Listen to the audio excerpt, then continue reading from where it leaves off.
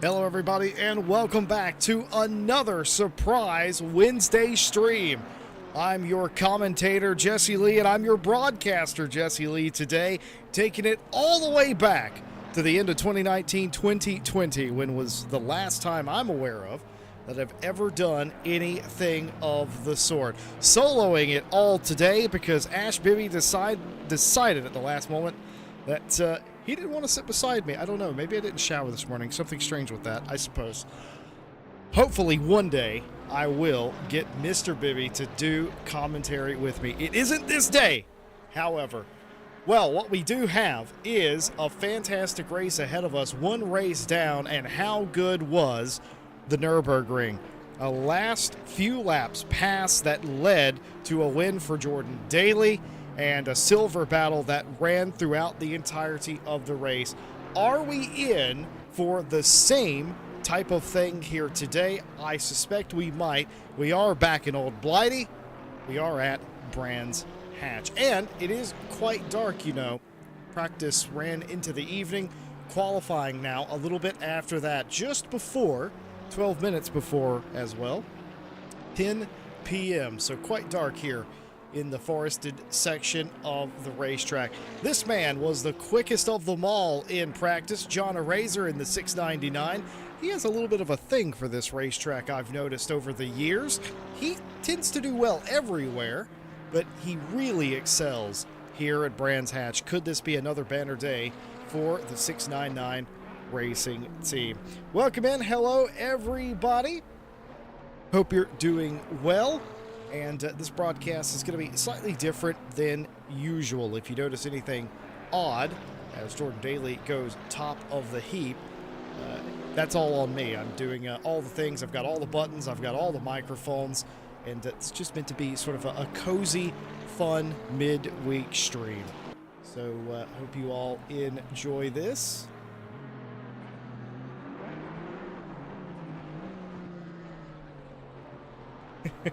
Ash is saying that he's meant to be doing night out practice. You know, he's getting better at night out, you know, as well.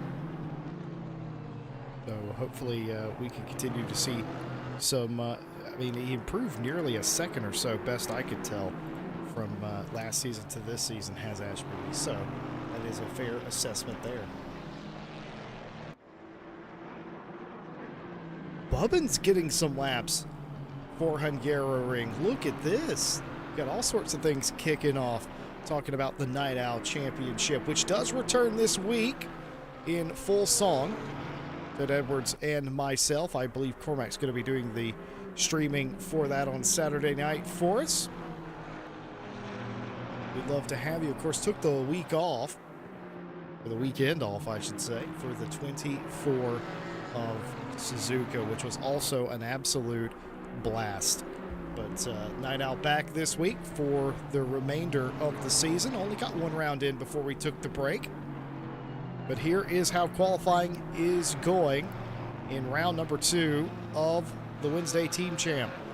Jordan Daly, provisional pole, 31.307. John Eraser, a 31.515 is your GOAT. As fast as they were just about 1 week ago, a 31.572. Romaniac now goes P4. That'll end up being a 31.602 for them. And already in 5th place is Duard, who had a bit of a mare first race. Qualified on pole and fell back in that race, but looking to pick it up here. And look at this surprise potential pole sitter here today.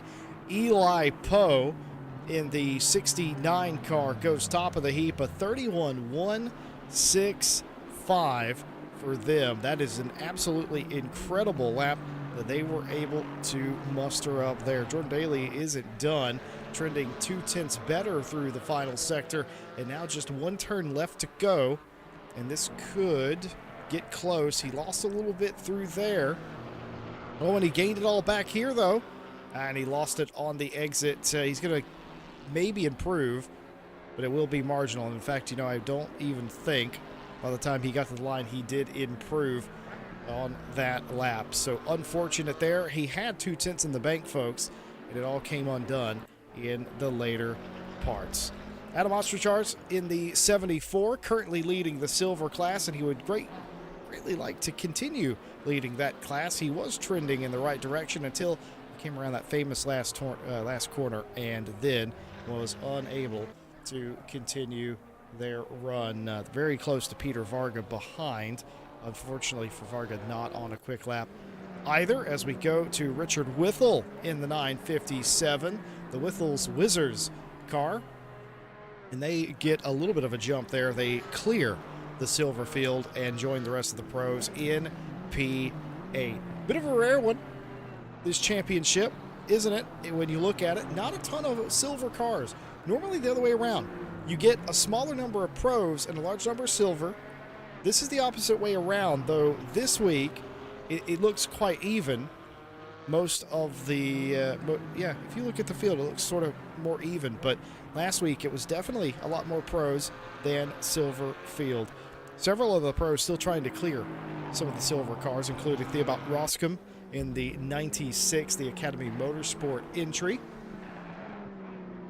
Looking good on the timing sheet, just about 0.2 of a second up on their time. No movement up front. Everybody on a lap has either invalidated that lap or is on an out lap or isn't trending correctly on the delta to set a quicker time. Mike Redford, the closest of all of them with 1/10, but we're watching Roscom, who is now more than a quarter of a second. He's a third of a second up, coming around, and that would be absolutely mega for them. That would gain them, just about clear of the silver field, about 11th, 10th place maybe.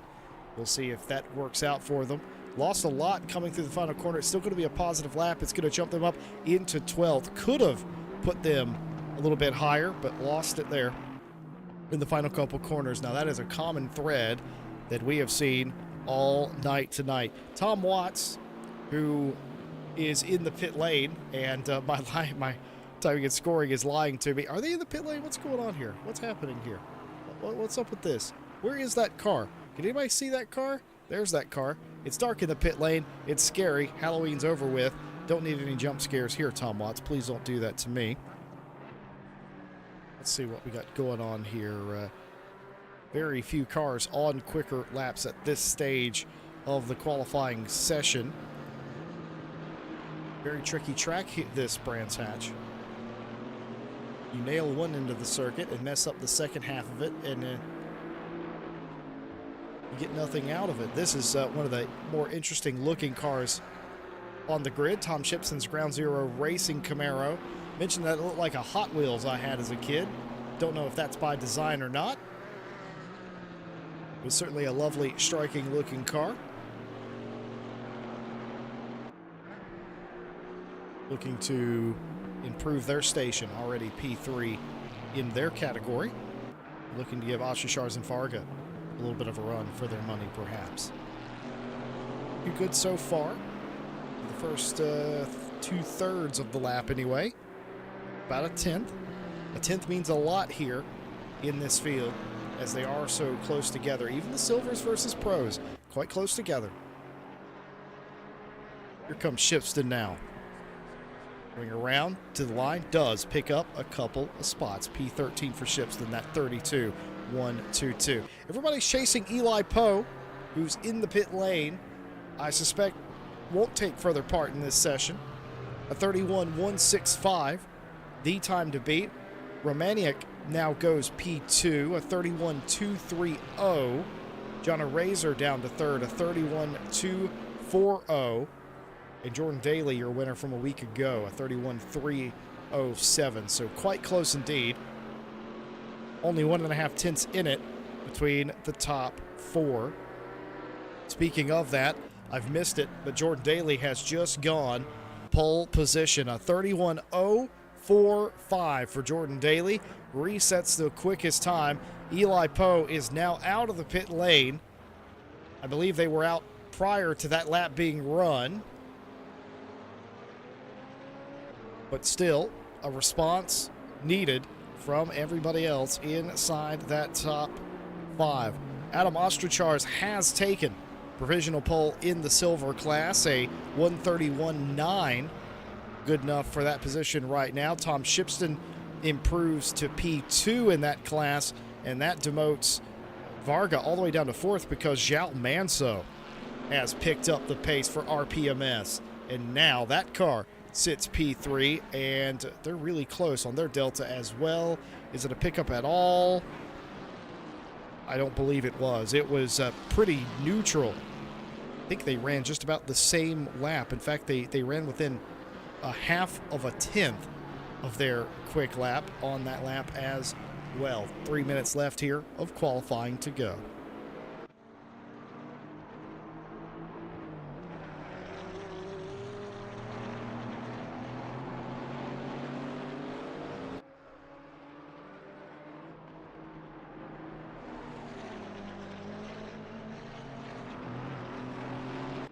The Uwus are quite something to behold. Antoine Douard was on a quicker lap, but again, same song, different verse. Lost it in the final 2 turns. Lost all that time, that is, in the final 2 turns. It seems to be a common theme here thus far. Zemfir Radu, the QV Motorsports, the Pennzoil livery, looking to improve here, but nope. They've lost it that time, coming through the middle sector. I don't think they'll be able to make up their time there. Daniel Crinson, another RPMS entry in the KTM. Do bear in mind, these are all GT4 cars for this season's team champ. No GT3 here. No Alpine here. Outlawed by the event managers for being too quick and not competitive. Often you get a car disqualified for being not competitive because it's bad. Very, very seldom does a car get that same treatment for being too good. I think they just generally say that the car is outlawed at that point, but realistically, it's disqualified due to the competitive nature of the car. Grimson comes along and gains a single spot, but how important might that be for them for their run down into Paddock Hill once we get going here? Final 1 minute of qualifying left to go. Bunch of cars on quicker laps, including Adam here, looking for a little protection in the suck of the gigantic Camaro. It gets a huge boost there, a 31.685. They were cooking, was Adam, that lap. And that moves them well clear of the silver field. We had this a little bit last week as well with different silver drivers, mind, where we had one that would just absolutely cleared the field. It didn't matter in the end. It was very close in the race, but Tom Shipston now has a significant gulf of half a second to make up if they want to compete with Adam Ostrachards, but that will not happen because Tom Shipston is in the pit lane. They will take no further part in the session. Victor Dominicus for wheelie slow. Looking to do a little bit of last-second vettling here. And he does exactly that. Goes P2 in the class with a 32 flat. Well done to Dominicus there. Was nowhere in qualifying leading up to that lap, but got it done.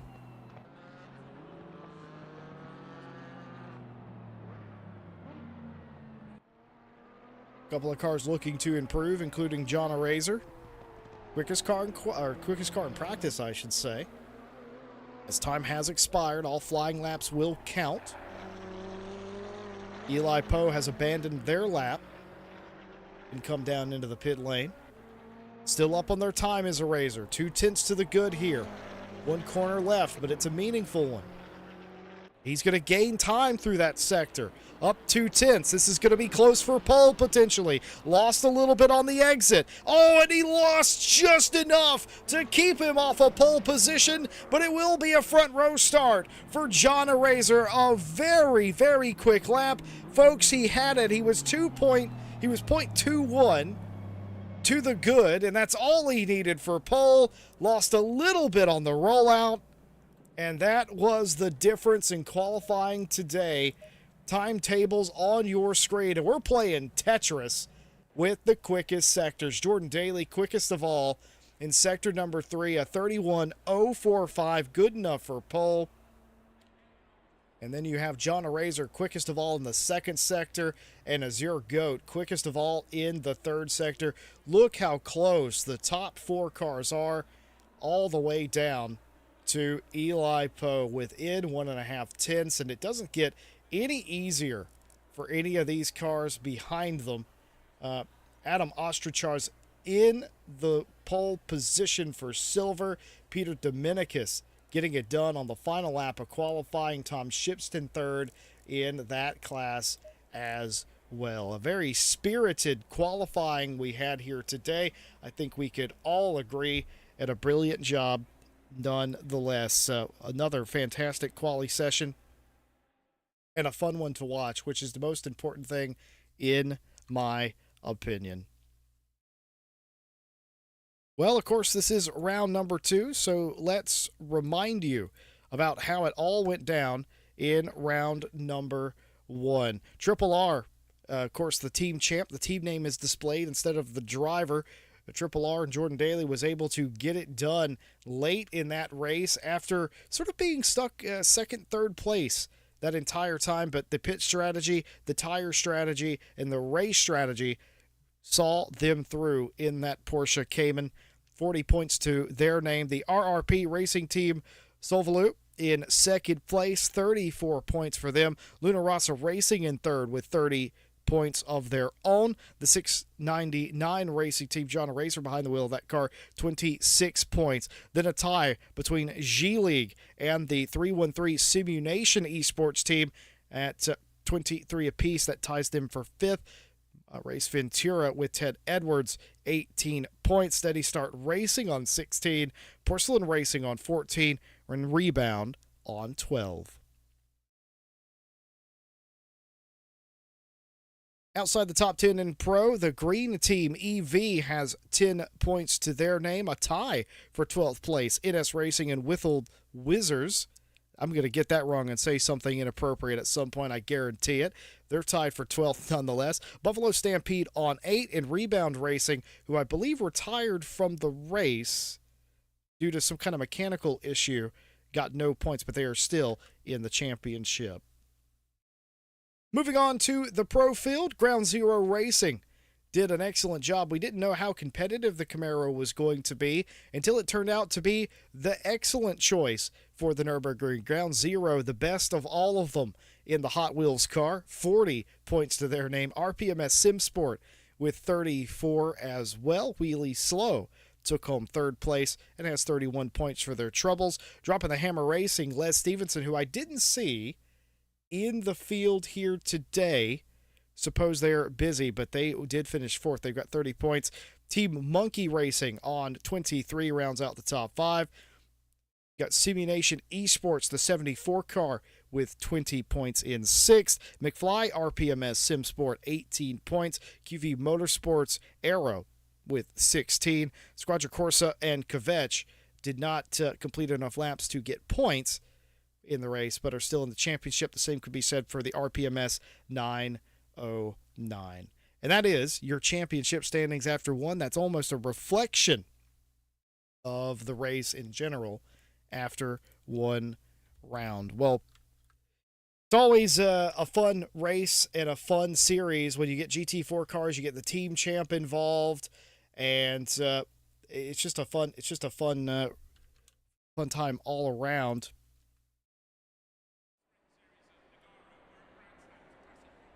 Also, hold on. Let me check something here. Have I ruined something? No, I haven't. I've done it correctly. I'm sorry. I'm switching between transition to transition, but you don't understand. I'm not used to doing this solo, on this current setup. So it is somewhat difficult to figure out if I'm doing it the correct way. But no, I didn't ruin anything on this occasion, which is perhaps the first time that's ever happened. Mom, get the camera.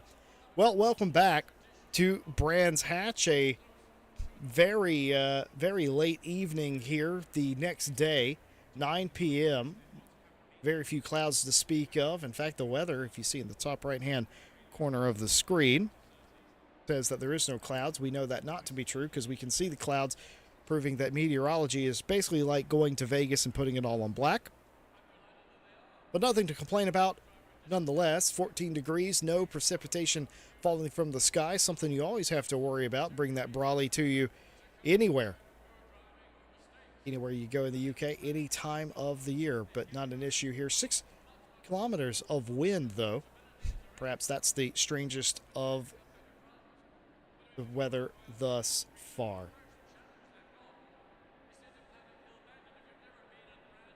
A little bit of a view from the grid. Some of the cars on the inside line are going to be cockeyed here. Can guarantee that. Jordan Daly on pole, something he was unable to do a week ago. Didn't matter. Won the race, but now he's on pole position. Saw that Porsche get backwards a few times. Don't know if they were just working on something with the setup, or maybe that's just how difficult it is to drive that car around here one way or another. John Eraser, opposite front row. I know Eraser as a driver to look out for here. Really quick one. Going down through the field, looking at all of the cars.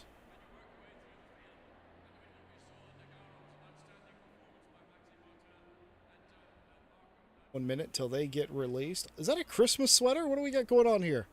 Is that what that is? Or is that a... Am I losing it? What is that? It's wearing something. Looks very nice. Not sheep car. This is the season, I suppose. So if you're American, there's a holiday in between this one and that one. Shout out to all the Canadians who celebrate Thanksgiving a month early.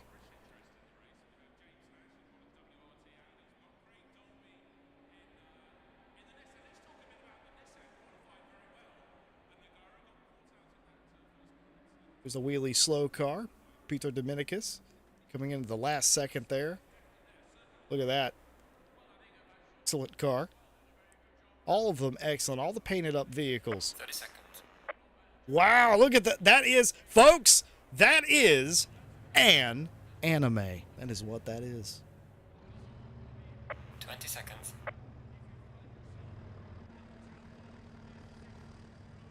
Lights coming on. Car's getting ready to launch. 10 seconds.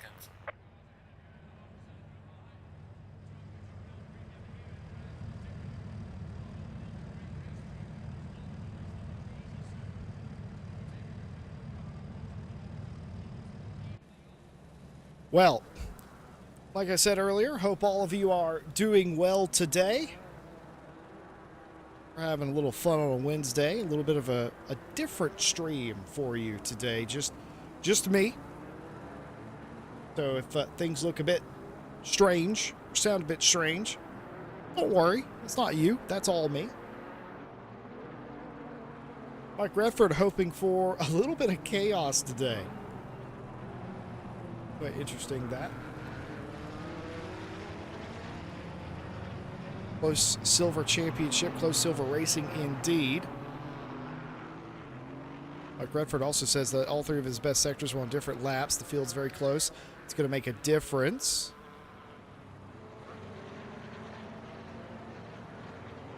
Very sedate grid walk this week. Yeah, fair enough. Need a little drone practice. Fair enough. Fair enough. I don't do it on a controller. I told Cormac's the one that does that fancy drone stuff here at RCI, and I told him that he came in as a broadcaster and immediately changed the game. And how very strange that is for somebody to immediately come in and just change everything we know about broadcasting.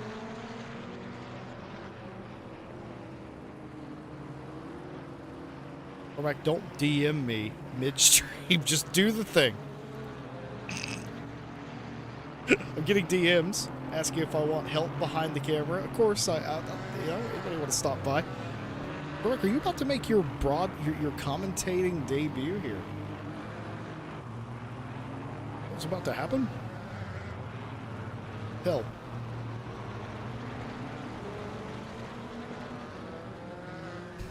Ash Bibby wants it. Ashbibi wants the commentary debut of Cormac. Cormac's a streamer, by the way. But he's not adverse to talking to the camera. As we line up 2 by 2 and get ready to go racing here at Brands Hatch. Nothing to complain about with the weather. There is a slight wind, which is usually concerning because that usually means weather, and we are in Britain, which usually means weather anyway. Nothing to speak of or worry about right now. Clear skies, a pit stop to do in the middle of this race. Not a 60-minute race, it's an 80-minute race as we get ready to go green here. Daly and Eraser, your front row. Goat and Poe, the next. Romanuk and Redford, the next one. Who will be the first to make the move as we get the green lights and we're away here for round number 2 of the Wednesday Champ. It's a decent getaway for both of the front runners. It looks like the McLaren there, slightly slow to get down to the corner. That's Azure Goat. Might they get swamped from the outside of Poe? Poe's looking for it. Daly defensive. Did he get a shove there from a Razor, or who might that have been? Another shove. They're 3 wide for the lead. The lights flashing for Jordan Daly. The 3 wide here is not going to work. Major contact. A huge kerfuffle there, and the purple Mercedes, the 69 of Eli Poe, looking up the inside. Somehow Daly kept the car onto the racetrack. He's going to race them around the outside. That is the preferred line, but he didn't get a great launch there. Or did he? No, he did not. Poe still holding on. And does the Cayman have the horsepower down the straight to keep him side by side? He is going to be, but only just. A tight, acute turn there. More contact between some leaders. Poe's off of the racetrack. Daly's free. Poe's falling back down through the field now. 3 or 4 cars. Contact with the 26 now. Huge kerfuffle. Silva off of the racetrack. And this race start has been an absolute travesty in many respects as everybody tries to cycle through. I think after all of that, it's Daly and Goat up at the front of this field, but a couple of the cars have been sent wildly off of the racetrack at various different points. When it settles down, we'll show you replays of all of that. Thiago Silva was definitely the car that got removed from the racetrack, if you will, but I suspect there was a car prior to that that had also been removed from the racetrack. What a spirited first lap that ended up being, as Romaniak looks to get by John Eraser. Eraser's holding on to it. Many cars have damage. The 895 of Ted Edwards has had a bit of a drama there. We'll see if we can't figure out what happened there. Yes, wasn't completely on the inside. Car got up his inside, the gap closed, and Edwards pays the price for that one, is what happened there. Battle for the lead, though, as your Goat trying to make it an interesting race between them and Daly. Goat around the outside this time, still hanging on there. That's going to force Daly to take an abbreviated line. That has happened. Romaniak now looking around the outside of Goat here as it's a 3-way fight for the lead. Here comes John Eraser to make it a 4-way fight.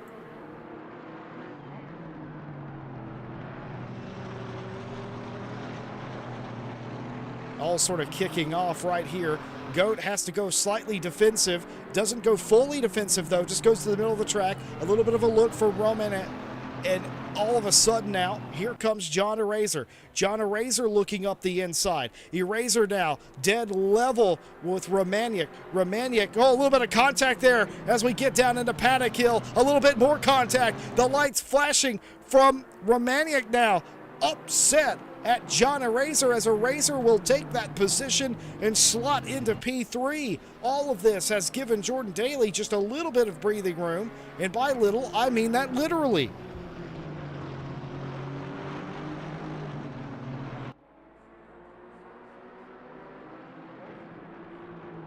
That was almost nothing like the start from a week ago. The 20 car has had a spin as well. Let's see, was this contact with the Chevrolet? Yeah, it sure was. Similar to the Ted Edwards incident, you might say.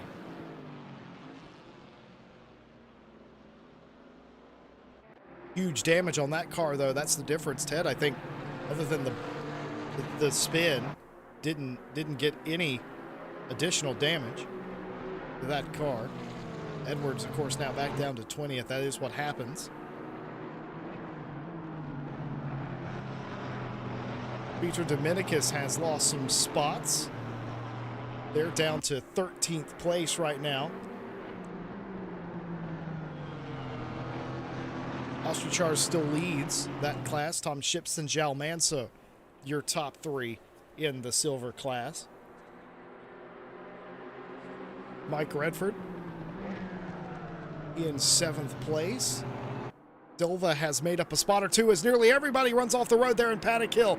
Daly ran off the road, and I think Goat was following. That's such a common thing in sim racing. And right behind him, it's Eraser and Poe, and they're getting their elbows out here. This is a lot of contact in the opening moments of an 80-minute race. Some of the most contact I've seen in quite some time.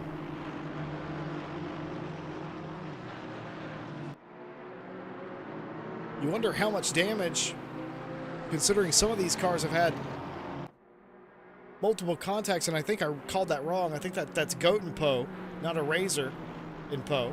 So I do apologize for that.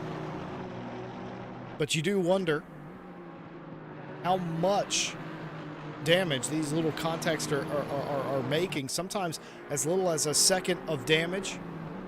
But if you're having multiple of them, that starts to multiply. And what does that do to the already limited aero of the cars? I hear damage typically, it doesn't hurt these cars nearly as much because they're not as aero dependent. But even still, it's a decision to make in the pit lane. Do you fix it? Do you leave it? What do you do?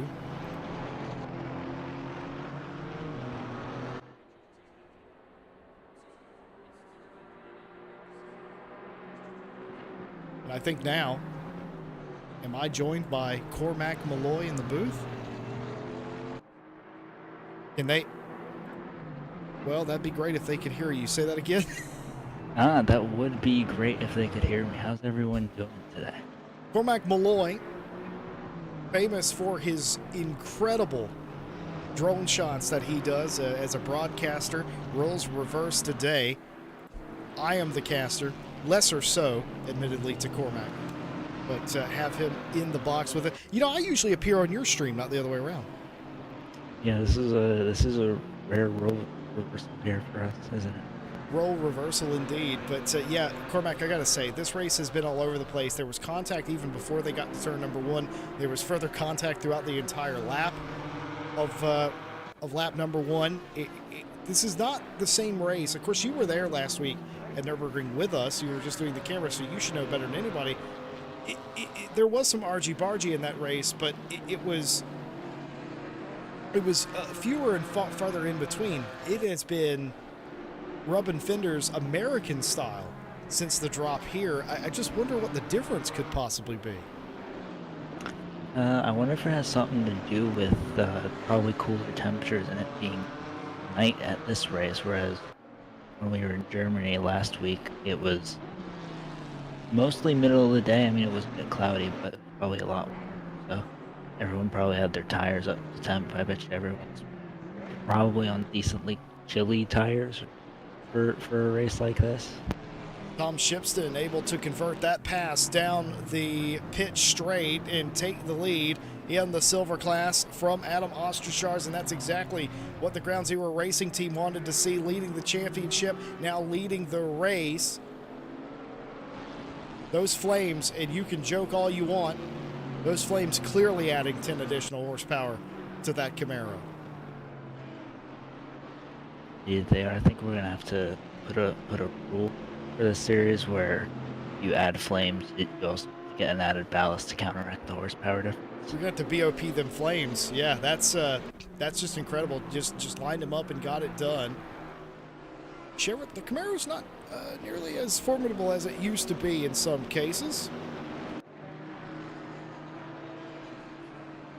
Well, the folks in chat chiming in saying that the McLaren's aero is trash anyway, so repairing damage on a McLaren wouldn't do a whole lot.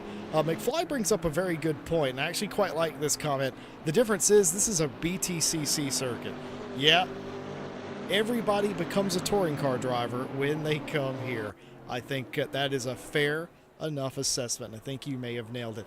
Adam Romaniuk has now got into P2, and not only that, they've caught up to the back of Jordan Daly. Razor and Goat have fallen off the back just a little bit here.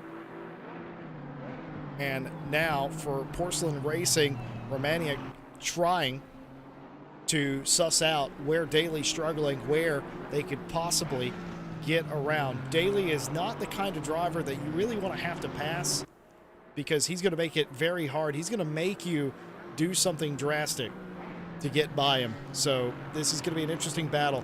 If I was Adam Romaniuk, I would be sitting here going back to school, trying to figure out what that Porsche is doing worse than me. Maybe it's just a power draw down the straight. Who knows? But whatever it is, you can already see it there. Daly letting him know, hey, if you get close enough, I'm going to go defensive.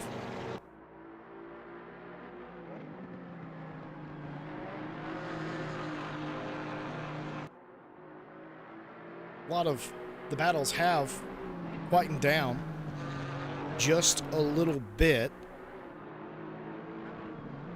I think what I'm going to try and do is... Yes, what I'm going to try and do is show you one of the replays from the start, barring any sort of... no, they're too far apart. So I'm going to show you this. This is the 765. This is Goat and a Razor on the initial start of the race. This is the contact coming out of Paddock Hill. And this is really where it all sort of kicked off. That contact, and then that one right there as well into the back of Jordan Daly. And that's sort of how we've gotten to this point. And going back to the secondary Daly contact, look at this. This was after that fact. Daly on the inside, a little bit of contact there with Poe. That sent Poe back into the field. Poe then made contact with the 26 car. We'll show you that one as well. This is, yeah, that's, oh, he saved it, in fact. No wonder Thiago Silva only lost a spot or two. From the trackside camera, that looked like Silva got sent, but no, somehow he was able to save it. This one with the 909, Daniel Crinson. And the 73, Zotaway. I think this, yep, common choke point there. Zotaway again with the 42, this time of Tom Watts. Oh my goodness. That's a wee bit optimistic. Yeah, that's more like what we saw last week, though, wasn't it, Cormac? With the sort of dives. Yeah, I wonder if that has something to do with like the GT4s. If people feel really confident in them, and they seem to be sending it in this series.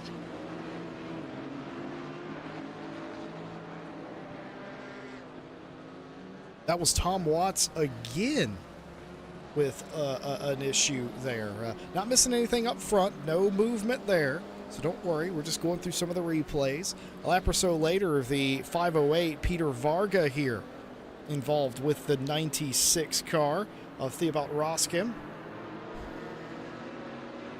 Pretty standard stuff there. That goes back to being argy-bargy. We've seen a fair share of that.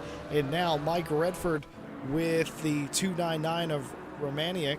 And is this how Romaniuk ended up in second place here? I think it was. Driving around the outside. Oh, and that's where the gap, that's where some of that gap was created as all those cars came together in Paddock Hill. And that was pretty much most of the opening incidents that occurred in this race. Now, I might have one more for you, and this might have been the 3 wide down in, yeah, it is. This is the 3 wide. Daly was on the inside. It just, oh my goodness. No live stewarding here today on the Wednesday Champ. I suspect that's going to get reported, and I eagerly await the outcome of that one because I have no idea. Cormac, what's your best guess on what happened there 3 wide into 3? I think that's a simple case of trying to fit a... What? I've broken something. There we go. Just trying to fit 3 into 1, and that not working out really, because I think 2-1 is a bit sketchy through that corner, let alone 3. Yeah, they all just got stacked up in those replays, and then that was eventually what happened. Daly somehow came out. I thought he was going to be 4th or 5th. He came out with the lead there, who still leads the race. Romaniuk now in P2 in what I thought was a Christmas sweater on that Mercedes. Might not be. Is it not? Yeah, it looks kind of like one, but I don't. It could have been. Could have been something else. It has little symbols on it. I don't know if. He's going, maybe. Thinking about it, Daly Nope, into the dirt. Sides against it. Daly into the dirt around the inside of the racetrack. That's how inside he's staying. John Razor now flashing Romaniuk as if to say, "Remember me."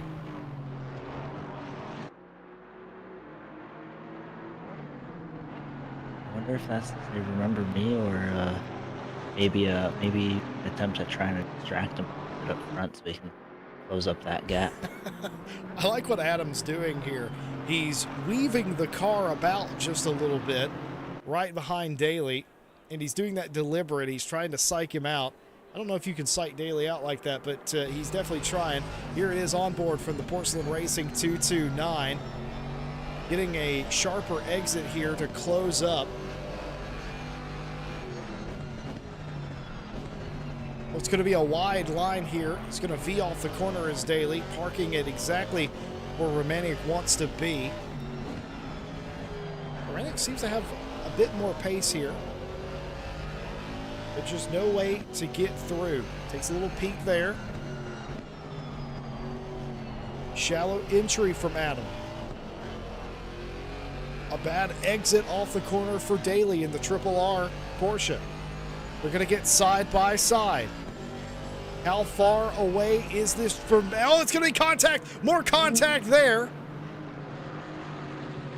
And again, contact. That's going to send Adam Romaniuk off of the racetrack. John Razor waiting in the wings, thinking about making a move. Can't do it. Covered off by Romaniuk. Flashing on the lights again by John Razor.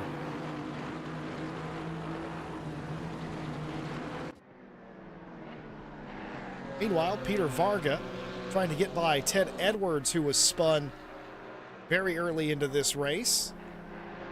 Might have been the other way around, to be fair. Edwards, of course, was down in 20th place. Edwards making up positions. Peter Varga quite close to him, though, at the time.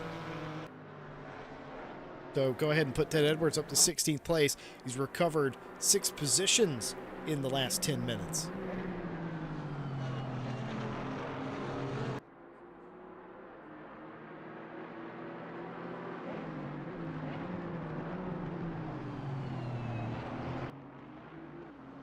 What do you think so far, Korek? Are you happy you're in the booth, or would you rather be on the racetrack right now?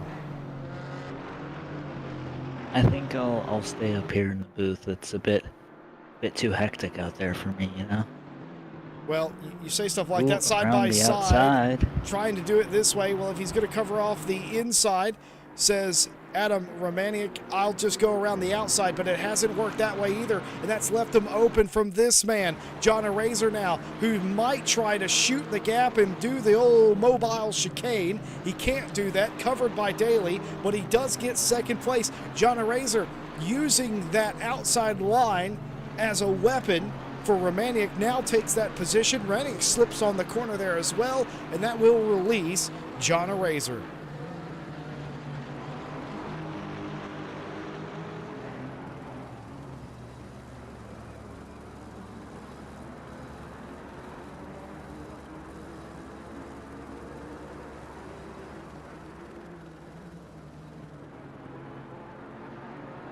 Close racing here, completely different race. I've said it before, I'll say it again. Completely different complexion of the race than we saw a week or so ago. Ash Baby says he's smelling a yeet. He got real close on that one, to be fair. Driving standards flag needed for the whole grid, says Joe Dalber. And McFly says angry midweek driving going on. It is something along those lines. This is so uncharacteristic of this entire field. This is... I don't know how to properly describe this. we've got a lot of drivers that are very close on time. We documented the entire top 4 or 5 was around 0.2 of a second of each other. They're all in different cars that have different strengths and weaknesses. As the Razor looks around the outside of Daly here, he's going to try and pinch him down to the inside. That doesn't work out for a Razor. Contact made. He slides out, gets onto the dirt, and that's going to back up Romaniak, and here comes Azir Goad. Azir Goad back into the fight. It's now back to being a 4-way fight. Eli Poe, who has had a very interesting opening couple of laps, I think we can all agree, back into the fray as well, making a 5-way fight for the lead. Daly released for the second, though, as John Razor is taking the brunt of this pressure. Romaniak, Goat, and Poe all in a line here. If they keep this up, Daly's just going to run away from them, because I've seen him do it in other series where if people behind him, he leaves them. So these guys need to settle this real. I worry maybe that Porsche just not suited for this sort of weather, I suppose, or driving, because I would have thought that's what he would have done once he got clear, but he hadn't done it. Who knows the damage on that car? Keep in mind, he clouded into and was clouded into. It's so hard to tell what's going on there. 13 degrees track temp, so we've lost a degree of track temp since the green flag 20 minutes ago. And now Daly back under fire here again. It's like that car is tight. It's just not gripping at all in some of these corners. But this is the state of affairs that we have, as John Razor now going back around the outside. He's just about clear, but he's got to break somewhere, and he breaks there, and it's going to be contact. Eraser sideways. Daly gets taken out. Romaniak gets sideways with Goat, and they clatter into each other, and they save it. One car through the barrier as they all scatter and just about make it through. Daly sitting still, sedentary on the circuit, and that's going to be it for Jordan Daly. They bring the Triple R car, your championship leader, into the pit lane after a 4 or 5 car pileup occurred in between turns 5 and 6, the likes of which I have rarely ever seen in sim racing. Mike Redford for NS Racing off of the racetrack as well. They will yield a position, and we'll have to figure out where they all settle out, as your Goat and Poe, who were going to spin as well, saved each other by clouding into each other in the middle of the racetrack. But Poe has lost out to Romaniak, as your Goat is leading this race for Racing Team Sovalu.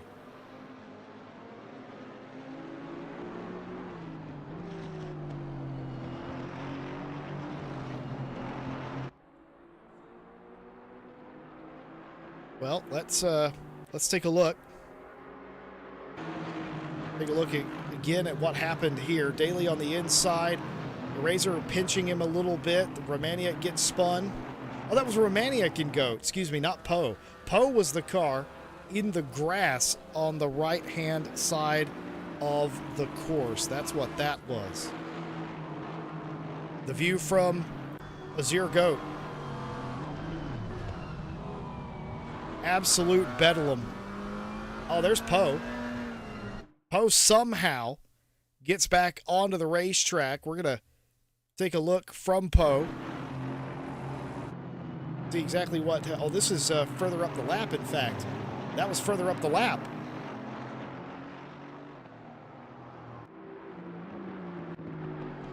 That wasn't even the same incident, but Poe goes for a couple of wild rides on the same lap. Cormac, what do you make of this as Zemfir Radu is into the pit lane? That's not the pit cycle, so you worry about that being a retirement as well. But Cormac, what do you make of all that? That's it's been chaotic since the drop, but that was one of the more insane things I've ever seen. I feel like that was a wee bit of an optimistic move there to try and send it around the outside on that specific corner, but that's also coming from me, where I've barely driven this track. I've driven this track maybe 4 times, and that was last week, so seems like an ill-advised move. I know Daly's definitely not going to be happy about that. So. He's definitely not in chat. No room to corner. It was a pain to, on to the next one. Calling it quits here. it was a frustrating race, ending in a frustrating way for Daly there. Contact occurring. Who's to say? The stewards. Man, they're going to have a headache with this one. That's no other way to put it. Alexander van der Woede says, I've seen Macau races more clean than this. Eric commenting, no Alpines. Interesting. Alpines were outlawed, banned for this championship based on the fact that they break the BOP, and it wouldn't be fair to anyone driving anything that's not an Alpine. And we didn't want an Alpine championship. If we wanted an Alpine championship, we'd just make an Alpine championship. We did not on this occasion, so the Alpine was just outlawed to keep it a level playing field. And to its detriment, it has been a completely even playing field today that has led to the majority of the field being bunched up and many accidents rather besides. Incredible scenes. I think we can all agree, one way or another, these couple of cars have been going at it for some time. There was contact between John Razor and Poe. Let's see if we caught that, what exactly happened here. Coming down into 3, little dink there, nearly a Razor off the track again there due to contact. The light still flashing for Razor as now they are in 5th place behind Diago Silva.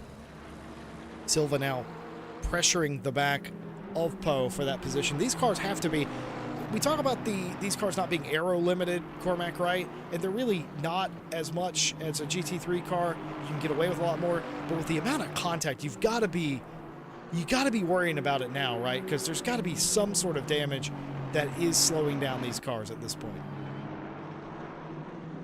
I mean, yeah, there probably is a decent amount of damage on all of these cars in the field, but I think they all have probably about the same amount of damage at this point with the amount of rubs and bumps we've seen throughout, so it seems like they all still match in pace at the end somehow. Inside, he at least got the point from Poe. So yeah, he can at least walk away with some points still. He's done that before, where he's got the pole position, had a bad race, and still got points for the race. So it's not a goose egg in the column, even if it is their drop round. Their drop round isn't a goose egg. So there you go. There you have it. As Ted Edwards has brought his car into the pit lane, not in the pit window, and okay, we're gonna. Alrighty then. A little bit. I didn't realize there was a drift section on this track. Yeah, a little bit of that going on right now. Don't worry about that. Oh my goodness. Yeah, well, I mean, there's been a lot of things going on today with the race thus far. I think we can all agree. The silver battle, at least for P1's, calmed down slightly. I was attempting to show that Tom Shipstead has pulled clear of the rest of the silver field. Peter Dominicus now in P2, João Manso in 3rd. Adam Ostrachars has fallen back to 4th in that class. There's a little bit of a fight going on with Dominicus and Roskin, but that's not for class either. As for the moment, everything has settled down. You know, with the driving standards of the race thus far and with some of the racecraft, I think some of the folks could use a little driver coaching from Driver 61. Whether you're looking for one-on-one driver coaching or full-on racing schools, driver61.com has you covered. They can teach you a track, techniques. They can teach you everything. Their professional staff over there offer a bevy of different options that fits into your schedule as well. It certainly worked for several of our admin team here that have used Driver 61. I've raced with some of them over the past few years that we've had the partner of Driver 61, and I can absolutely tell a difference from when they before and when they came back, mostly because when they came back, finally started winning trophies. That's not a lie. Every staff team I've driven on, post Driver 61, we've got a trophy. And that wasn't me. I wasn't any different. They were the ones that were different. And they stopped crashing my dang race cars. So, if you want to get better at driving and more disciplined, driver61.com.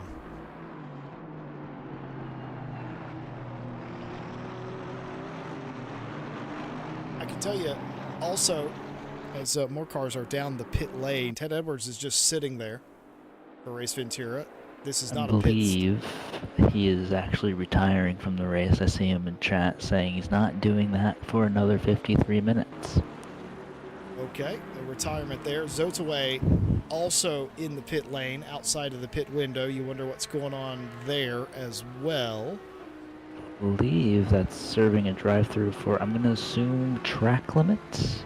Fair enough. I mean, it must be, right? There's no live stewarding here today. A headache for the stewards that are to deal with in about 4 or 5 days' time. Absolute headache for them.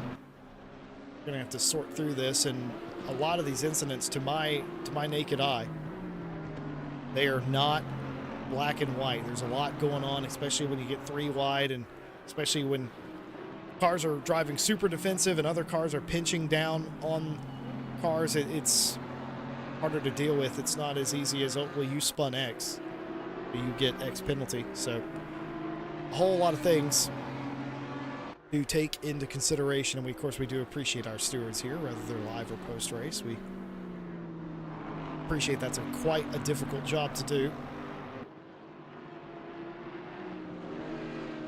I'll tell you something that's not to blame today. I don't think it's setup related.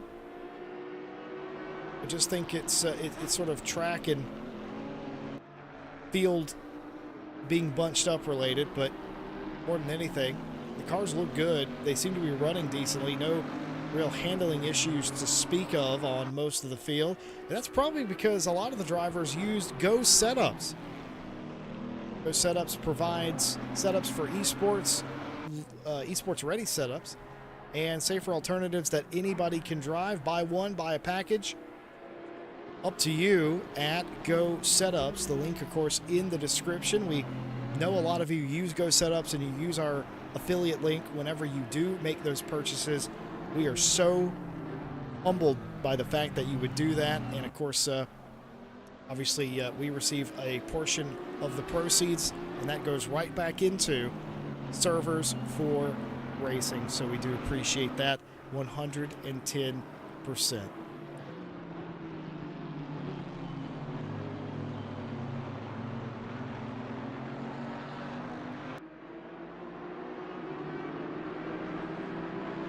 Apparently I missed a donation from Ash Bibby at some point, and it's not in my list. Oh, there it is! There it is! There it is, I found it. I had to scroll way back up there because the chat was moving so quickly. I have found it. Thank you to channel member Ash Bibby for the £1.99 donation to the channel. That's going to go directly into the Jesse Lee Needs a Drink fund. I'm just kidding. That goes back into the servers, of course, like it always does. I could use a drink, though. I'll buy it myself. What about you, Cormac? Gin and tonic? Can I help you with anything? No, I think I'm all good with my tea and my water, honestly. At some point, I've missed this, and I do apologize to the drivers and the stream alike. I did miss Adam Romaniuk taking the lead of the race over Azure Goat. Remember, Goat was leading after the huge kerfuffle, but Romaniuk has taken the lead, and it must have happened so quickly that I didn't notice, which is quite unfortunate. But the Porcelain Racing 229 out in front. They sat in second place for a very long time. They got shuffled back to third at one point. They definitely got damage when everybody in front of them decided to crash. But these are the two cars that survived it, Romaniuk and Goat. John Razor, the better part of 4.5 seconds behind this group. And now, for Adam, no more dramas is all they're asking for here. They could be on their way to a win in 46 minutes' time, but that is a long old way, and this is a tough old racetrack.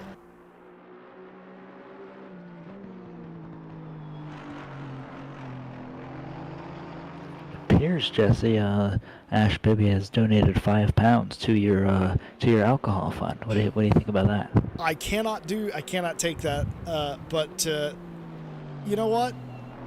You know what? It's going back into the server.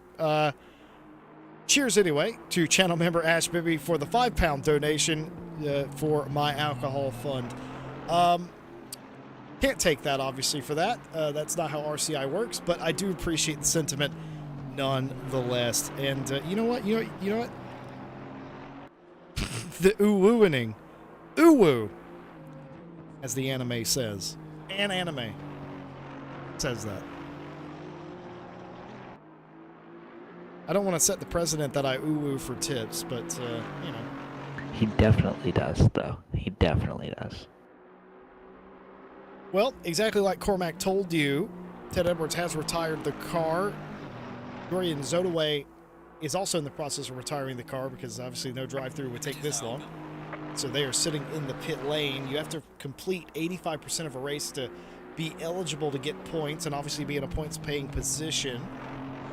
Nobody in this race threatened by the not being in a points-paying position. It's just about finishing 85% of the race, which none of the cars that have retired have. Jordan Daly's very correct. It's 4 points for pole position, 4 bonus points. He will get those 4 points, even though he doesn't get points for finishing the race. They don't take away fastest lap or pole position points if you don't make the 85% rule. Pit cycle immediately open, only a 10-minute window. These cars pitting immediately. Adam Romaniuk in, Mike Redford, Peter Dominicus also in. I see Daniel Crinson in the background. Damphir Radu into the pit lane as well. Azir Goat takes over the lead of the race for the time being.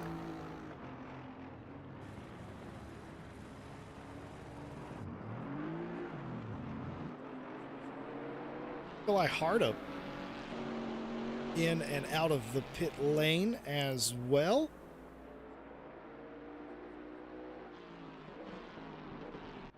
And that leaves Azir Goat, the loneliest driver on the racetrack right now.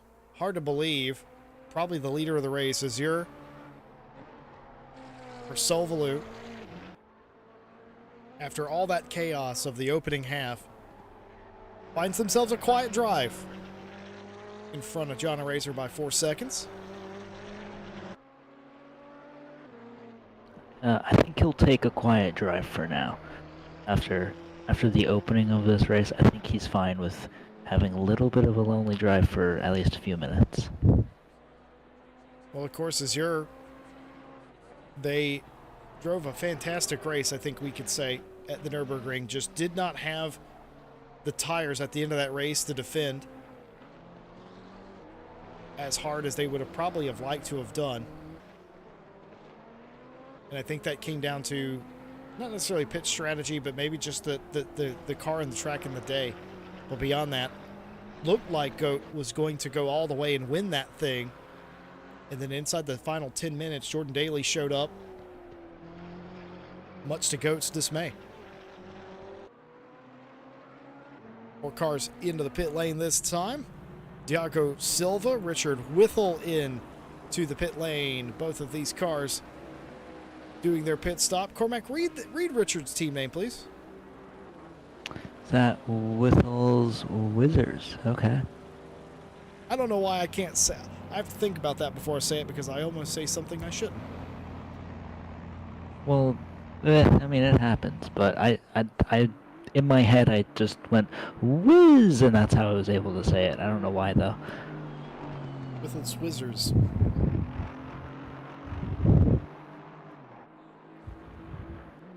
Oh dear, Jordan Daly has joined us in chat and is now spreading rumors about my wearing of Roman sandals.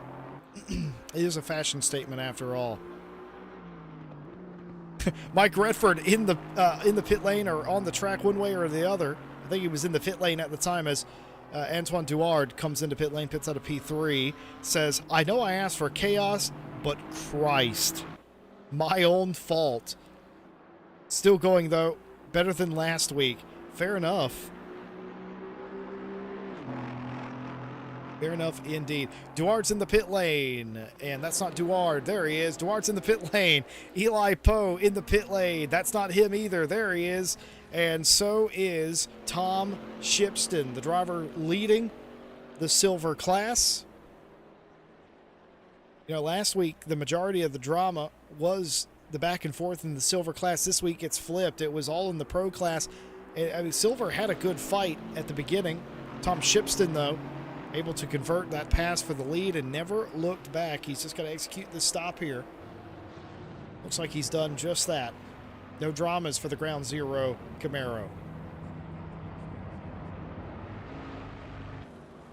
Pit lane here, quite tricky. A lot of pit lanes have a chicane entering the pit lane. This one has a slight bend out. You got to be very careful. Paddock Hill bend. Quite a treacherous corner to begin with. Maybe a little bit more so coming out of the pit lane because you're not on line. You're not up to speed. There's no heat in the tires. Leader of the race into the pit lane is your goat. There's the chicane entering the pit lane. I think I saw a John Razor McLaren and did see a John Razor McLaren coming into the pit lane behind. Question will now be, what does this driver do? Theobald Roscom and the Academy Motorsport 96 will come into the lane. They could go longer, so could Immo Plate, but they haven't done. And neither has Zhao Manso. Peter Varga goes through to take the lead of the race with Tom Watts. Varga now leading the silver class and overall for the time being. Adam Ostrashars, who's had quite an eventful one. Oh, and he misses his box, in fact. He has to back up. That will cost him time in the pit lane.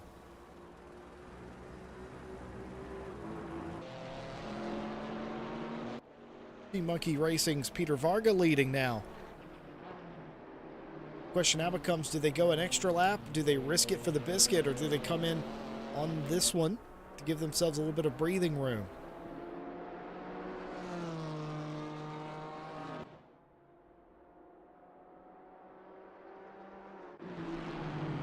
Eli Poe is trying to run down Tom Shipston here.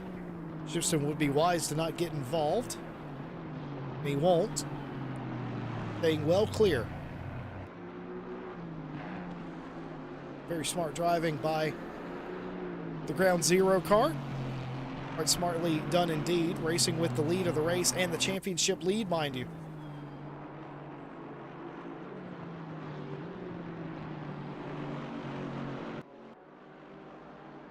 Bets on what Varga does here. Does he go an extra lap? Yes, he does. Varga's going to maximize his pit sequence. Tom Watts, does he do the same? Yes, he does.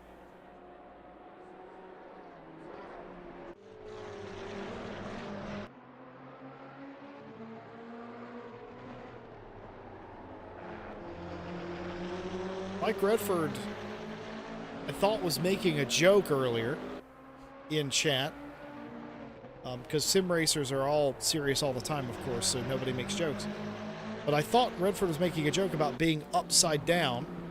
I didn't catch it, but apparently Mike Redford was upside down and he had roof damage he had to fix.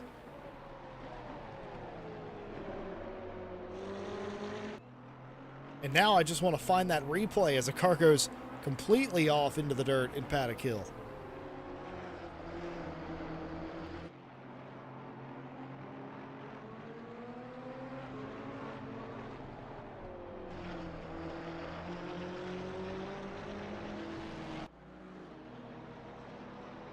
I do not have a replay with the 19 in it, and that's quite unfortunate. I don't want to see the car flip over. What I do want to see is what happened, put him in that position in the first place. But I do not have a replay of that, much to my dismay. I believe that car that went off was Calamari there. I think because he was just on the back of a racer and Duart there, and he seems to have fallen off the back of him. I think that was him that ran wide there.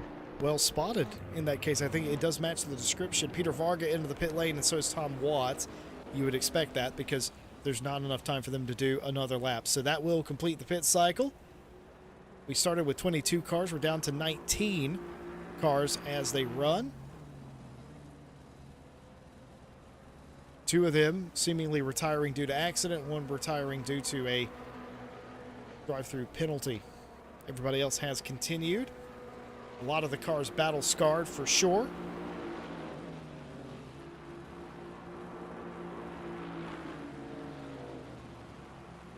Just realized there's no Azure Goat.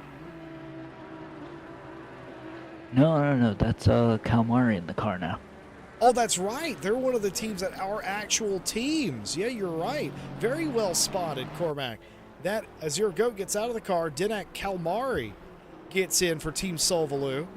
Very right you are. See, that's the kind of thing when you're doing it by yourself you miss. But I forgot, of course, it is the team champ after all.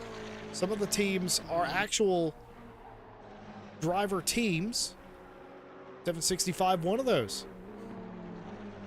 If I had bothered to have scrolled over the name in my sheet here, I would have known that already, but well done.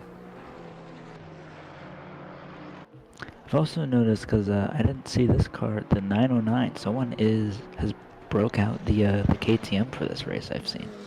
Yeah, that's insane. That is properly insane. And if you're wondering why that's insane, go drive it for yourself and tell me how you like it. It is an unwieldy car a lot of the time. It's a very different car to drive around here. Daniel Crinson for RPMS. This is like playing GT4 on hard mode. This car, the only one perhaps more difficult would be the Maserati with no traction control, no ABS. The difference is the Maserati is still properly quick most of the time.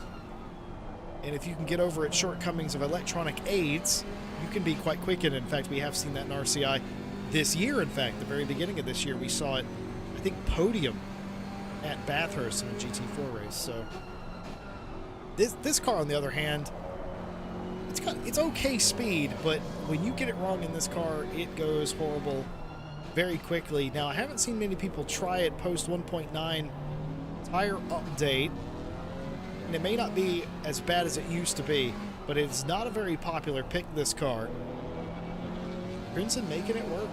Making it work. He's on the back of DeBont right now for 15th, making it look convincing, though, making the car look absolutely viable.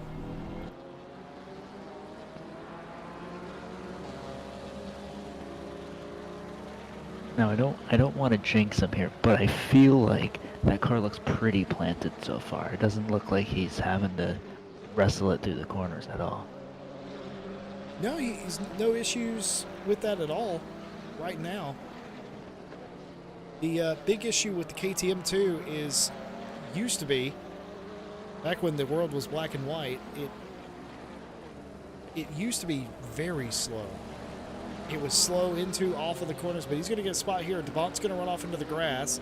They're going to be side by side. DeBont has the inside, able to hold him off for the time being. If he can get clear here, he might just keep it, and he does.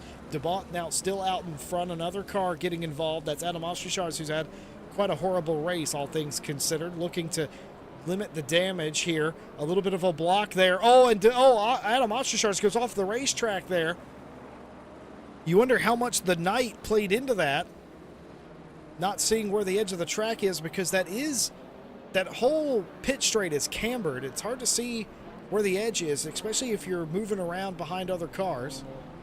No harm, no foul. Rejoins back into the fray. Crimson continuing to hound DeBont, trying to find a way around. Same thing happening behind him with Adam Ostrishars.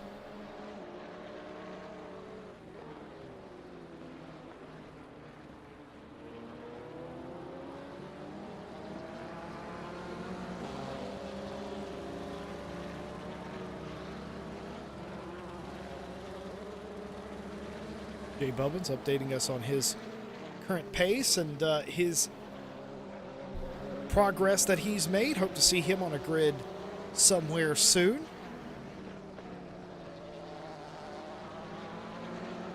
Getting the whole Getting the whole family involved in sim racing, you love to see it.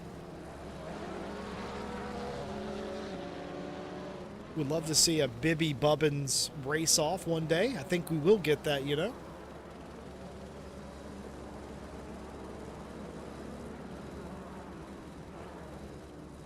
These three drivers continue racing. Antonin Duard has caught John a razor. Duard's playing it very cool right now. Battle for P2, so not missing anything up front.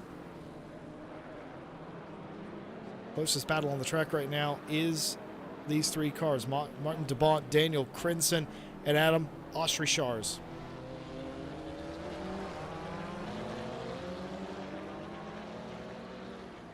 Most interesting thing about DeBont's line is he's not taking a compromised line, Cormac. He's not getting into the corner. Oh, that's exactly what I was talking about. He's going for it. He's not being defensive in the corners, but it's going to be a crash between a couple of cars as DeBont and Ostrichars get collected. How many times is Adam going to get involved in a crash today? Exactly this many, because he's calling it a race in the 74. Daniel Crinson does get the... Oh, he's trying to give the spot back. He's going to give the spot back to DeBont. He can't undo what's happened to Adam.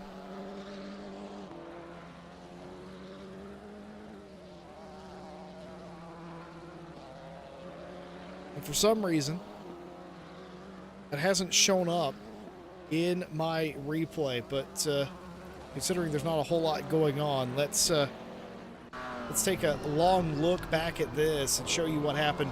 We're riding on board, not with Crinson, we're riding on board with Ostrichars, which was the car that got collected. We should be able to see what happened.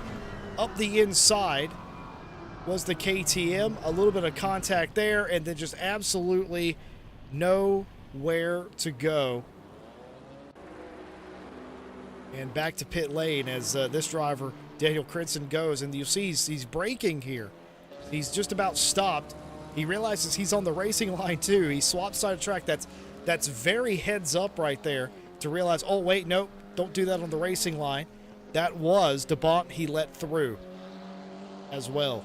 As you can clearly see, DeBont now back in front of the KTM. More contact here.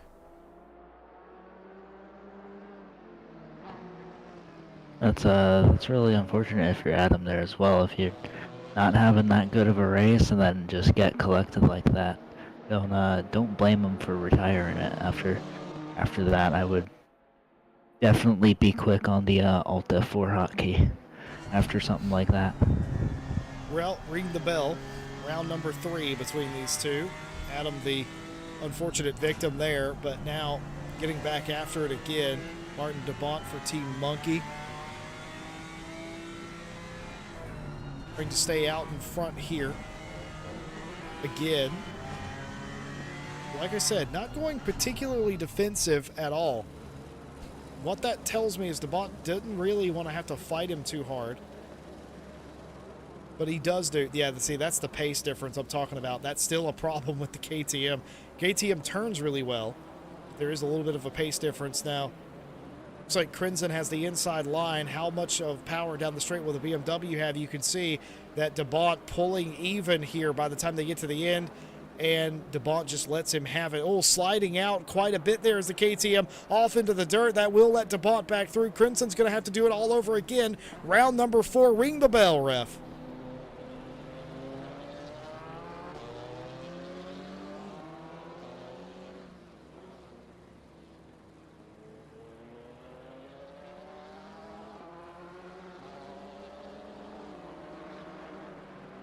Oh my goodness.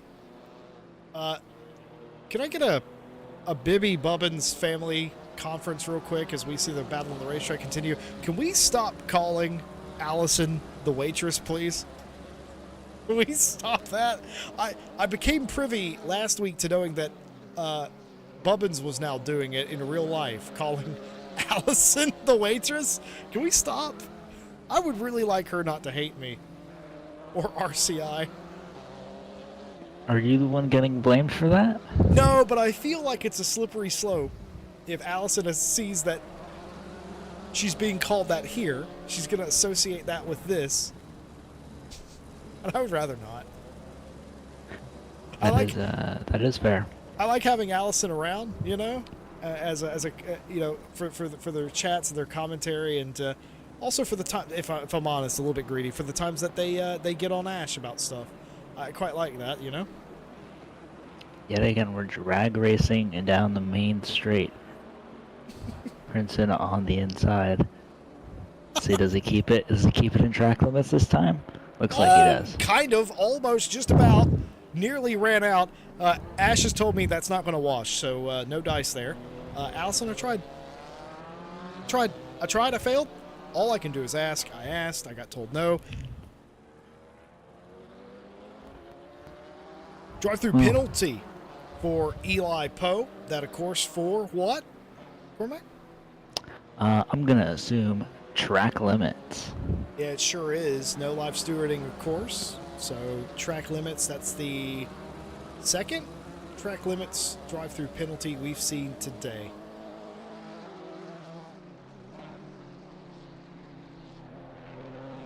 Now, oh no, he's off the racetrack again, look, Daniel Crinson.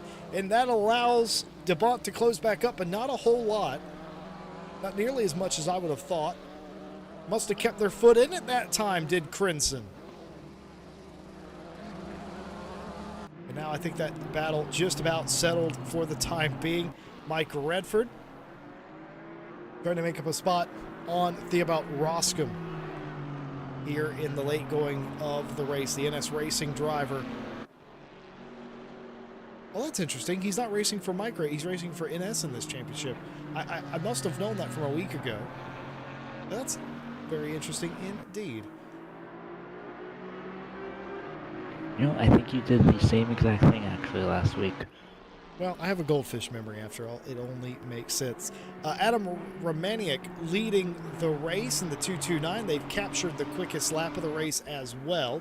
John Razor 8.4 back in second, and Duard in third, who is periodically pressuring Eraser for that P3. I say periodically because there'll be a lap where they're close, and there'll be a lap where they're a second apart, and then they you know, they kind of come and go. Oh my goodness, nearly a crash in the background. I think that was Imo Plate.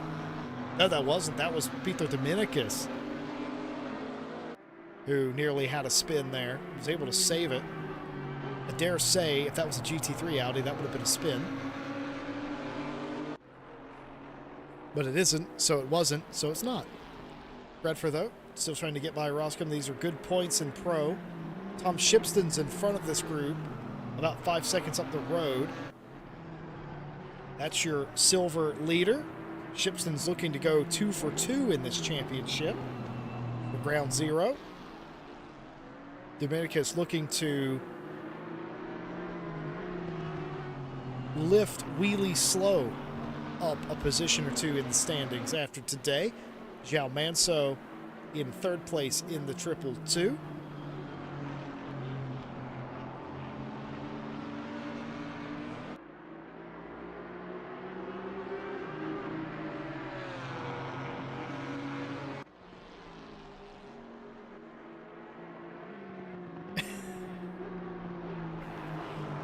Yeah, Allison, you heard your name, but which one? This is getting out of hand. Alexander Vanderwood is not having this. This is getting out of hand. There's two of them. There's two bibbies, and Alexander, I'll let you on. Bubbins is related to them as well. So there you go.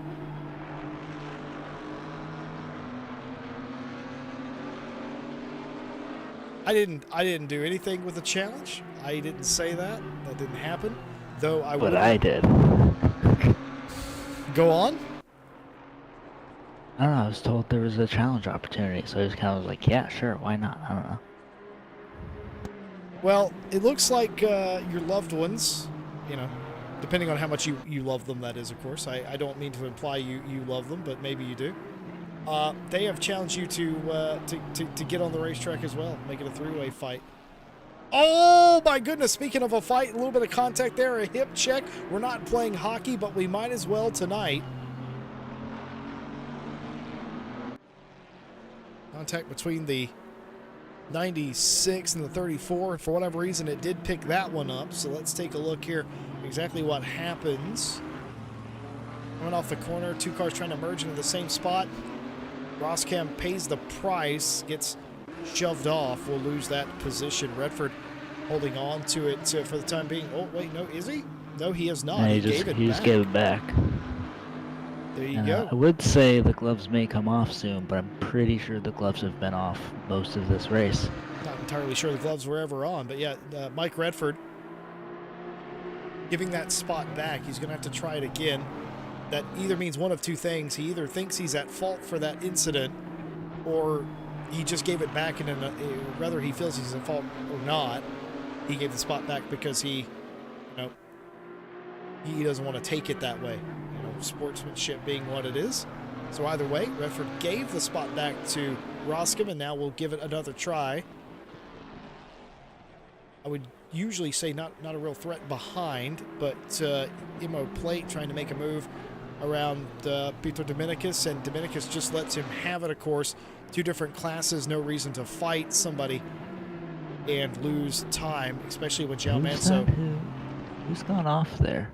Well, that's the 508, I'm pretty sure it is. That's Martin DeBont. Has there been more contact between Crinson and DeBont? I worry that there might be. Let's take a look at the replay. Okay, Daniel Crinson way off of the racetrack. Does he come all the way back on? Yes, he does. It's a huge crash. A devastating, debilitating crash here in the dark. Absolutely mega. Crinson still trying to get back onto the racetrack. Do we have that again? Let's take a look from the onboard. Oh my goodness. There are some times in racing where you're happy it's a simulator. And I'm going to tell you something. That's one of the times. One more time in car with Daniel Crinson. I said in car. There we go. Oh, just sliding through the dirt there, comes back onto the racetrack, and a huge crash.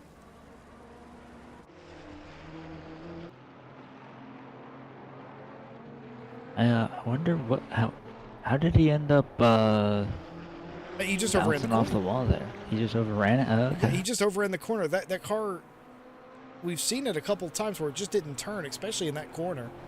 I suspect that's what happened in that occasion. It just didn't turn enough, and he ended up. And he could have been sent out there.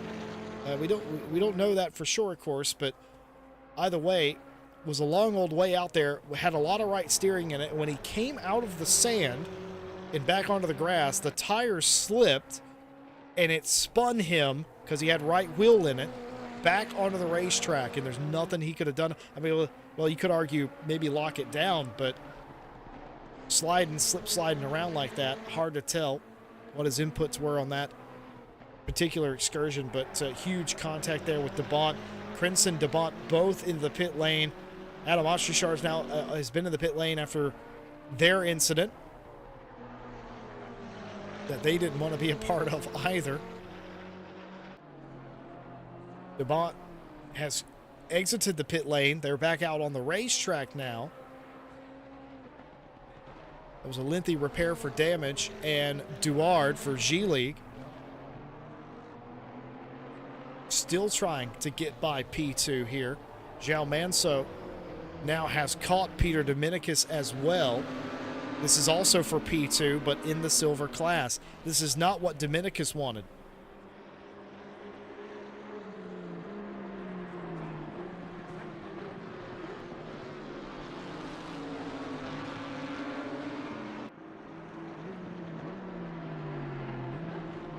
Alexander would like every driver to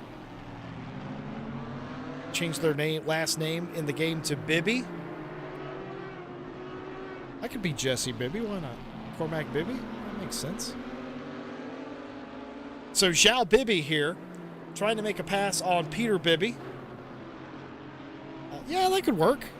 I think that's fine, actually, Alexander. I think that's a fine idea. I mean, at this race, that might be a requirement because It seems like Ash is gonna own every championship here within the next couple months. At the rate he's been donating. Hey, well, I mentioned this before, but of course, any donation, whether it be a single donation or a cumulative over any gap of time, it doesn't matter, of about 50 USD, thereabouts, doesn't have to be exactly that amount, you get the opportunity to sponsor a championship of your name or your organization, whatever that may be,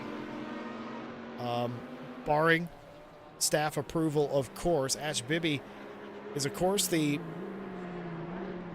title sponsor of this season's Night Owl Championship. It's the Ash Bibby Night Owl Championship. And in the time since that has happened, they've donated enough now to have a second championship, which probably will come about sometime in 2024. So, for instance, if one of the RPMS guys, let's say Zhao, donates around 50 USD and wants to have the RPMS Monday Championship, he could have that. I can pretty much assure that that kind of thing would be approved.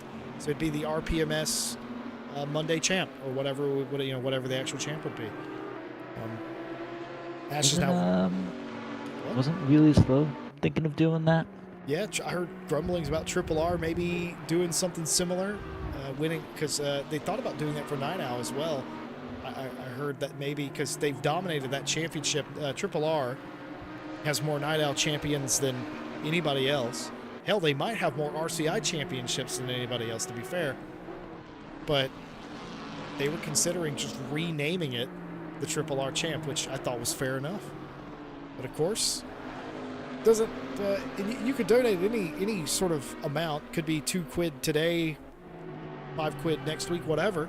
All of that gets added up. I keep a track of that as the broadcast director here at RCI, and I let people know when they've gotten past that threshold to have a champ named in their honor. And Ash has now done that twice on the trot, and could be subs over on Twitch, could be memberships on YouTube, super chats, any sort of donation at all that stuff gets added in to the till. And all that money literally goes back into hosting races. We host a lot of races here nearly every day of the week, folks.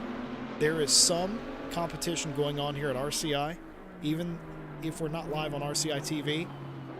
And sometimes, of course, multiple splits of races going on at the same time. You can imagine that that does incur a significant cost for servers.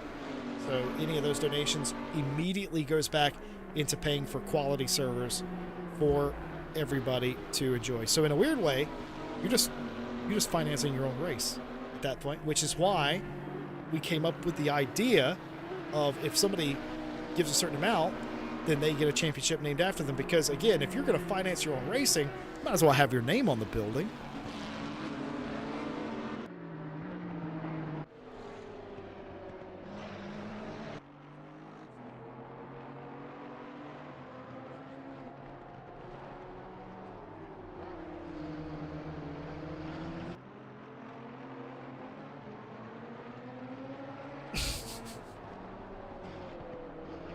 Ash still wants uwus for tips, and I don't know if that's a thing that people would like to hear. I think that's a very good precedent we should set. I don't think it is. As Inverted says, perhaps it should bring back the colorful Jag. If Jag for Night Owl. Here's the thing: you have said Night Owl and Jag in the same sentence. Alexander, of course you should do that. You were a fan favorite in that car. That car is a fan favorite. You're a hero, and didn't do half bad. Absolutely should bring that back. Racing sort of quieted down here in the late going. 11.5 minutes left to go. Romania continues to lead. No drama there. John Eraser and Duard. That battle has cooled off quite significantly. Vitor Dominicus has somehow been able to keep João Manso behind them. It's nearly, I mean, the cars clearly now, Cormac, are not handling very well at all. They're all running off the racetrack, and I don't think that's because they're trying to outpace each other. I just think it's the pace limitation in the car right now. Yeah, and I don't think it's helped either. It's also gotten a little bit colder throughout this race as well. So I wonder if maybe some of their pressures might be going a bit off now, and at this rate, probably not a lot of tires. Do we know has anyone taken tires this race? I would imagine everybody took tires. You'd imagine everyone took tires. Now, did people fix damage from earlier? Because I'm assuming probably most cars have damage. Well, it's not a particularly long pit lane here. 58-second pit stops for the lead 2 right now. Actually, for the lead 3, pardon me. They've all done 58-second laps. 58 ones, too. Anything above that might be tires. I don't know if the top 3 took tires. Potentially, Diago Silva in 4th place took tires. They did a 1:04. That also could be damage as well.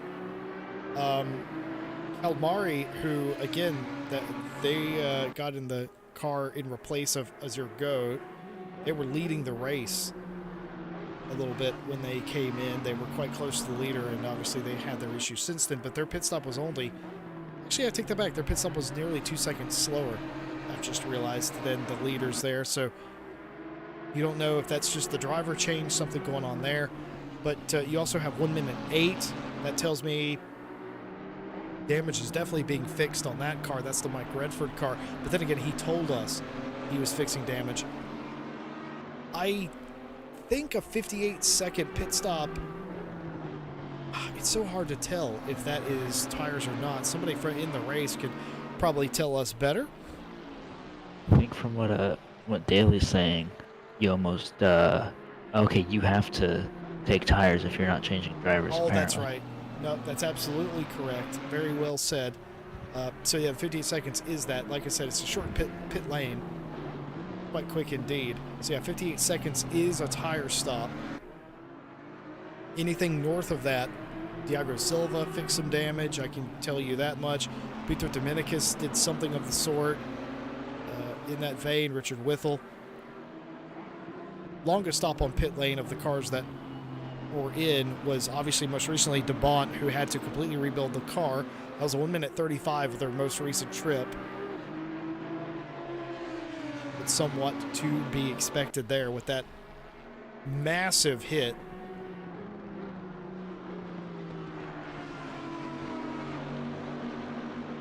Dominicus, though, on the back of plate, whom he let by earlier, if you recall, in the paddock hill.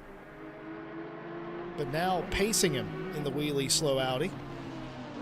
And doing so out of necessity, because that Chevrolet behind him is for position P2 in their class. Dominicus goes to the outside. Is that wise? If he gets hung out there, will there be a inside track for Manso? Will he get back in and cover? No, he won't. Manso fills the hole. Continuing around the outside, using the draft. Is there space there? No. Manso's there. He comes over to cover. He just about gets clear. Manso switches lines. Dominicus stays in front. And that looks like Dominicus is trying to get past plate here and put plate between him and Manso right now and maybe see if he can develop a little bit of a gap to him, but so far it hasn't worked out in his favor. It'd be a smart call if they were able to do that, but you run the risk of setting yourself up for failure.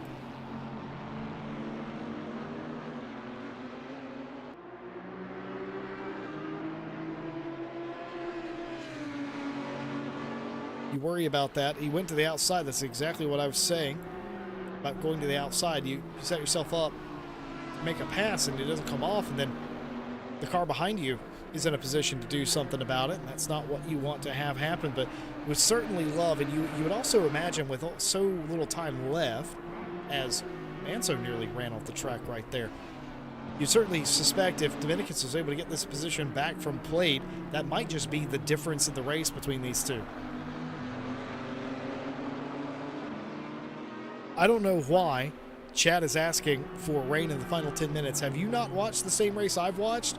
Do you, is that so, I tell you what, though, if it did rain in the final 10 minutes, which it won't, of course, you can look at the weather in the top right-hand corner of the screen, but if it were to rain, that would pretty much give me bingo on my RCI bingo chart.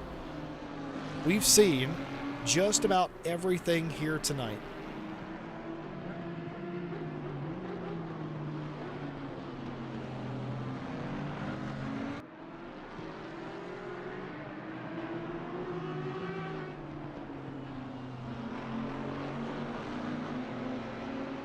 Love the Jag.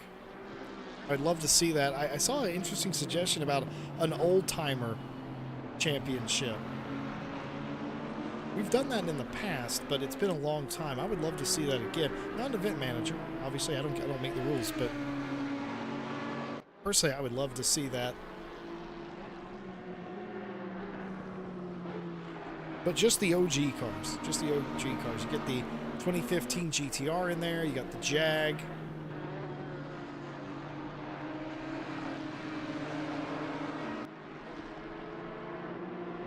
Old Lamborghini. Oh, has Dominicus done it? Does he make it stick? He does. That might secure that position for Dominicus now, if Manso can't get past plate here. That was very well done. Now, what will is he's getting caught right here by Manso. Will plate not want to get involved here in that fight for that position? Didn't come to anything there, but Dominicus able to execute for that spot. That might be all she wrote. That was not what Manso wanted to see. In fact, Manso was furiously flashing the lights at plate, almost as if to say, hey, you let him get through, let me get through. And the question for me is, did plate actually let him get through, or did Dominicus set him up in a position where he had to let him through, as nearly everybody off of the racetrack there? And Crinton in chat saying the KTM is a handful. Yeah. Yeah, unfortunately, we may have jinxed you there. About 5 minutes before that happened, we said, looks pretty planted today.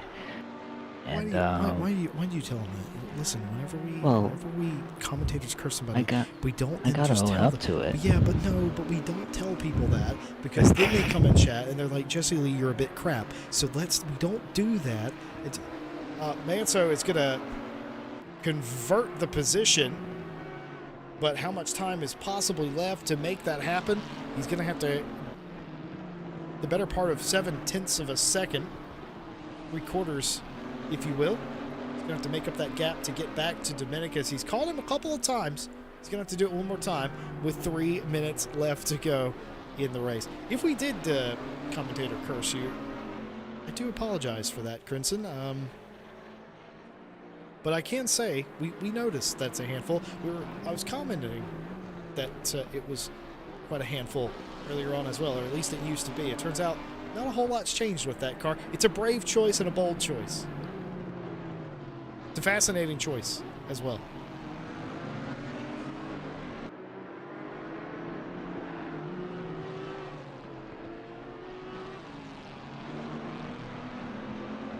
Well, the family that races together, I don't know. I don't know where I was going with that, but they're definitely trying to help each other out, get up to pace, get on the racetrack. Now's a good time to mention that no matter what your skill level is, we have a split and a category for you here at RCI. We don't exclude anybody, regardless of your pace. Just like in the race today, as Tom Watts has gotten a drive-through penalty out of 4th place in the silver class. That is devastating. Now, there's not 3 laps left in the race, which is the amount of laps you have to serve that penalty. He can elect to take that as a time penalty. I think it's a 30-second or something like that at the end of the race if he so chooses. He can also come down pit lane if he'd prefer. It's really up to him. Duard looking around the outside of Paddock Hill. Nothing doing there. Didn't even get a particularly good run up to 2. Didn't really lose anything either. But RCI has a split for you. Doesn't matter what your pace is. Tonight's race is a little bit scrappy. 99.5% of them aren't like this tonight, so don't be put off by what you've seen this evening. Go to racerci.com. Check out all the upcoming races and championships we got going on. We would love to have you. Most importantly, the Friday GT Championship. We need signups for the Friday GT Sprint Championship. It's supposed to start this Friday, but we need more signups for that. If you haven't already or weren't aware that the champ was open for signups, it is, and we would very much appreciate you joining us in that series. Kyalami, the first round in that championship. iRacing going on. And, of course, the iRacing Road Season 2 here at RCI, you got a choice between GT4 or Mazda Cup cars. They're going to be at Daytona this week, actually tomorrow. Still time to get signed up for that if you're into iRacing. And if you're not, tell your friends that we do iRacing. Get more involved in that. The World Rally Championship second rally either is live now or is going live quite soon. Join the Discord, get all the information of how to join the RCI WRC Club. We cover that here on RCI TV as well. The first race, or the first rally, I should say, was quite interesting indeed. Night Owl returns this Saturday. Ted Edwards, myself, Cormac with you on that one. Monday, Janetta Cup continues to be quite entertaining. John Dalton, myself, Ash Bibby with you for that series. All that and more, racerci.com.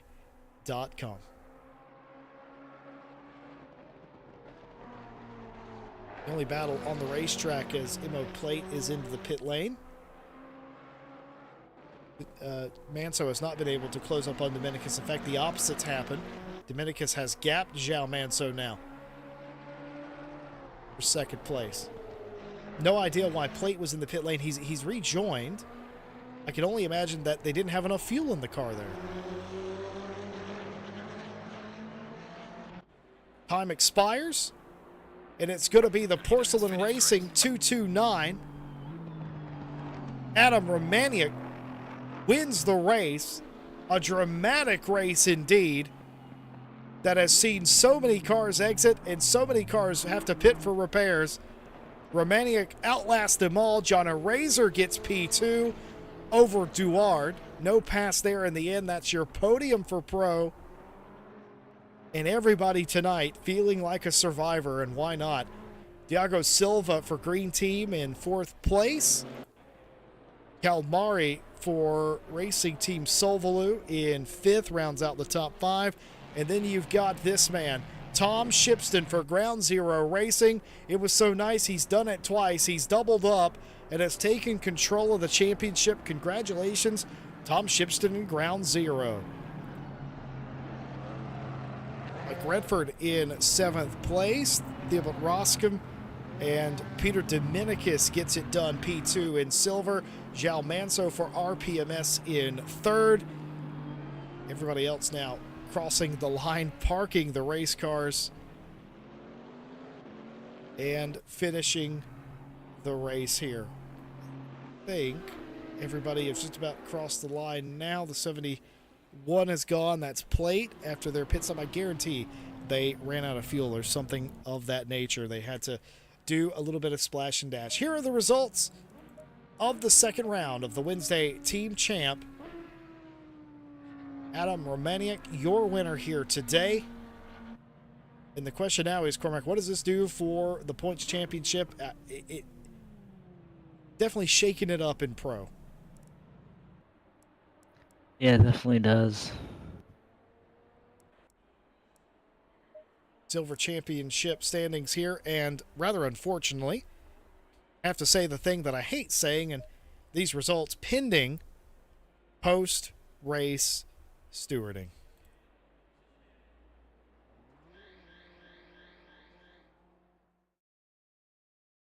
Well, what'd you make of today's race, Cormac? I know it was a rough and tumble affair. Have you ever seen a race that we've put on quite like that before?